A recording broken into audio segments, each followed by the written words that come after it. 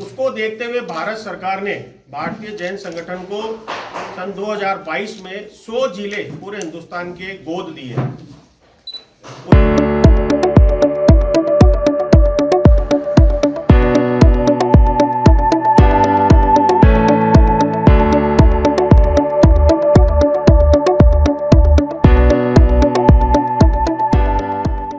में काम राजस्थान में काम चालू किया है।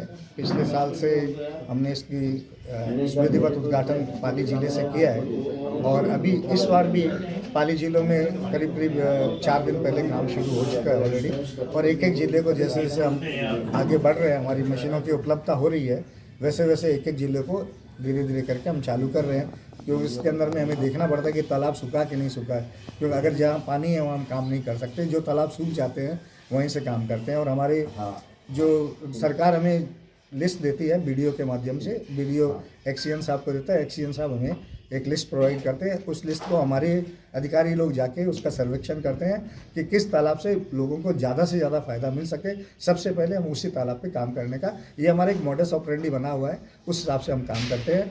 और जो मिट्टी निकलती है वो किसान को हम फ्री ऑफ कॉस्ट देते हैं, उसकी भी हमारे पास पूरी मॉनिटरिंग रहती है। सुबह से शाम तक कितनी ट्रॉली माल वहाँ से निकला और कौन से ट्रैक्टर ट्रॉली में कितना माल गया और कौन सी ट्रैक्टर ट्रॉली ज़्यादा, और फिर उसके खेत का भी हम सर्वे करते हैं कि उस खेत में जितनी ट्रॉली ले जा रहे हैं उतनी ट्रॉली वास्तव में उसको उनको ज़रूरत है या नहीं है, कि उसका कहीं दुरुपयोग नहीं हो। ये भी चीज़ हम इंश्योर करते हैं और उसकी पूरी हमारे लोग पेरोल पे वहाँ रहते हैं और वो इसकी पूरी जानकारी रखते हैं। कितने तालाब चालू रही हो इतना दिन में? अभी देखिए राजस्थान के अंदर में हमने करीब जो हमको 12 जिलों पे पिछले साल काम चालू किया, उनमें 32 तालाब हम खोद पाए पूरे, और 4 तालाब है जो आधे ही खोद पाए, क्योंकि विपर जो आ गया था तो उस पानी भर गया, उसके बाद हम तालाब पे काम नहीं कर सकते हैं।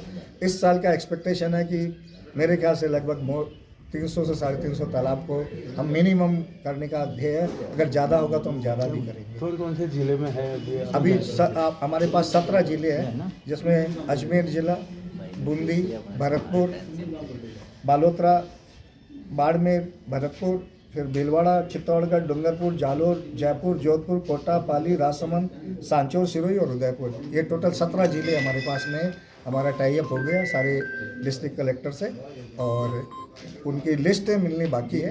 तो वो उनका भी एक प्रक्रिया है, क्योंकि ये प्रक्रिया से निकलना पड़ता है कि पहले डीएम के पास हम जाते हैं, वो सीईओ के पास बैठते हैं, सीईओ फिर एग्जीक्यूटिव इंजीनियर के पास देते हैं, वो फिर बीडीओ को रेगुलेटर निकालते हैं, बीडीओ वापस अपनी रिक्विजिशन देता है कि भाई ये तालाब में काम होना है। ये एक योजना भी चली थी सब बीच में, ये तालाब छोड़ने दी, तो वो आप अलग से छोड़ते थे, वो नहीं छोड़ना चाह रहे हो?